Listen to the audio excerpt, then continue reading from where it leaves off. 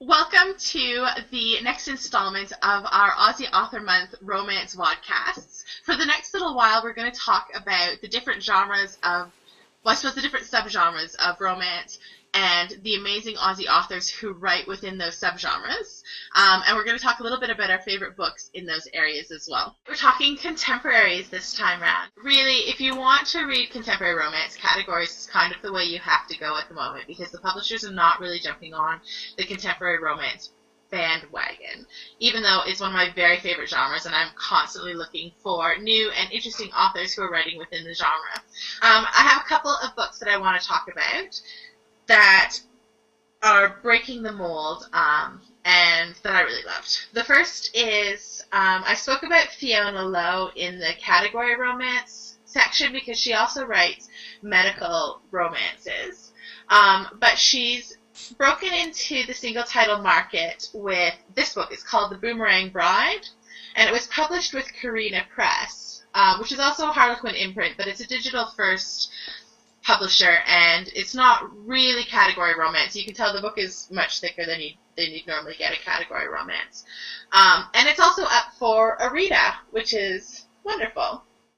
I don't know if it's because I've sort of lived in both North America and Australia, and I know the silly things that people say to you when you're not, when your accent is a bit different. But this book just cracked me up. Everything that happened to Matilda, the heroine is named Matilda, which I just thought was a wonderful name for an Australian heroine living abroad. But everything that happened to Matilda in this book has happened to me, from the culture shock to the people asking weird questions to not remembering what word you're supposed to use in what context, even though supposedly you're both speaking English.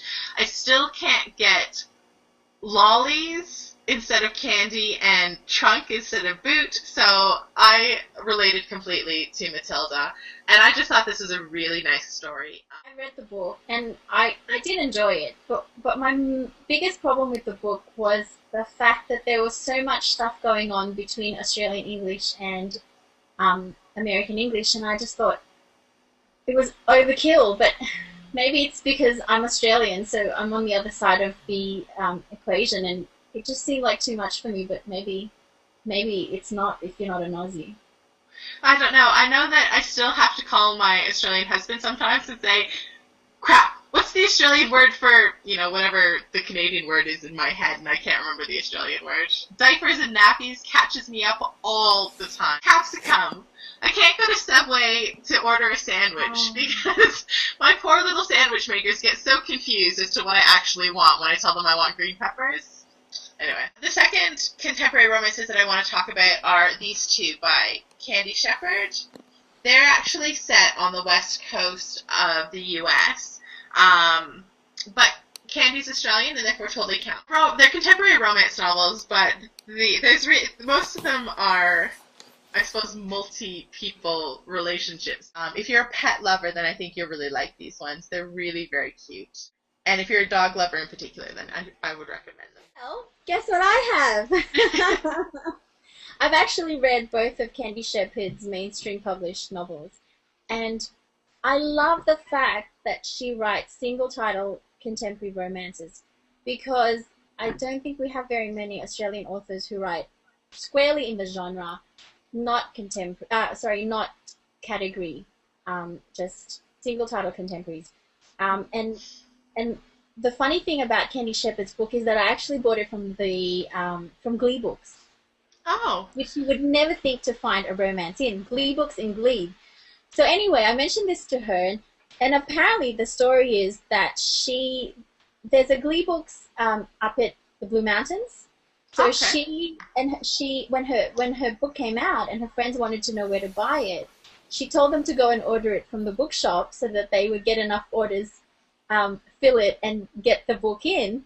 So I think that's what her friends did, and Glee Books must have thought, oh, this is a really popular book, let's go and stock it properly. So I think there were 3 copies in Glee when I picked this up, so I was really, really chuffed. And I wanted to say, when I was buying it, I didn't say anything, but I was so tempted to say, do you know what this book is? It's a romance! I just thought I would share why I like dog books so much. Oh. This is my puppy Mona. You She should played ask absolutely no part in my relationship, though. I'm just putting that out there. Oh. Maybe she can inspire Candy for the next book. Maybe. So I love the second book. The first book was just okay for me. The second book I thought was really a much stronger book. I love the hero. There was a side plot that was a kind of a suspense plot, and I found it not predictable, which is kind of surprising because normally with romantic suspense, you kind of get an idea of who the bad guy is. This one you don't sort of get a feel for it until towards the end. My other contemporary romances are going to be a bit of a cheat because they're not really romance genre books. They're more contemporary titles with strong romantic elements. So the first one is Edition by Tony Jordan. This is the hardcover version, which I think is the US version. The Australian version has a large paperback with 2 toothbrushes spooning each other, which is really cute. And I think it's in a mass market or the B format in a kind of cartoonish thing. But so this one is in first person, so it's not really your average contemporary romance. And it's about a woman who's got obsessive compulsive disorder and she counts everything. And the way she meets the hero is she's in the checkout counter and she's counting her bananas and she's like missing one banana. And she's like, who's taken my banana? She's like, 9 bananas. It's not enough. And so the guy behind her had taken it and that's how they meet. It's just really good. And my other book is by Melanie LeBruy. It's called The Wish List.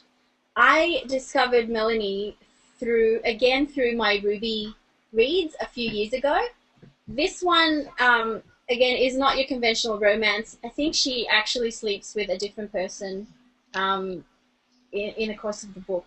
But the heroine is so fantastically funny. She's such a hopeless romantic, and she's waiting for this like guy to sweep her off her feet, take her to these lovely picnics in the park, and row her, take her on a boat and row her. So she ends up being dunked in the water, getting sunburnt from the picnic. It's just hilarious. It's a little bit over the top, so if you don't like your romantic comedies that are slightly slapstick, it might not work for you, but I love it. I was asking for something to read last year, and I think it was you and a mutual friend of ours were really pushing Love Struck, and I just cried so hard. I was laughing all the way through that book. It was really good. One? Yeah, I think so. I'm very much a read books in order kind of girl, so I would have started with the first one. Do you know, I almost didn't read that one because that was the one where her relationship breaks down, basically. And yeah, at the beginning. Somebody else. But her original boyfriend there was just such an idiot that it was fine. The scene where she's sitting on the curbside, she's had too much wine, and she's looking for a cat because I can't even remember the setup, but she's looking for a cat months after the cat's actually disappeared, and I laughed so hard. I woke my husband up. She has a really fun way of observing the quirks of the cities that the books are set in. So the ones that are set in Sydney, it's just, she makes fun of Sydney in a nice way, like I'm a Sydney-sider, and she just can pinpoint those little things that matter, those trivial things that matter to us that really are really quite ridiculous. So I love the way she plays with the setting. And I've got one in my to-be-read pile, which has been there for a while, and I've got to get on with reading it because I'm actually quite interested in seeing how this book goes. It's called Doctor's Delight by Angela Verdenius. It's a self-published book, and it features, it's in a series called Big Girls Lovin', featuring heavier heroines. And I think she originally contacted me because on Twitter somebody had been asking for a list of books that featured heroines who were of real proportion rather than sort of your super beautiful, oh, she's too tall, oh, she's too skinny, oh, she's just so beautiful that no one loves her. So I after hate that. that. Yeah, so after this All the conversation, time. yeah, so this is book one of the series, and it's got a really great cover, so I'm looking forward to reading it. Also got Busted in Bollywood by Nicola Marsh in my to be read pile. It's an ebook published by Entangled Publishing. Have it on in ebook, so I'll let you know how I go. It's Yeah. set in India though, which is in modern day India, modern day Mumbai though, so that's interesting. It's nice to have some variety in settings. That concludes contemporaries. Next up, I think we might talk erotic romance.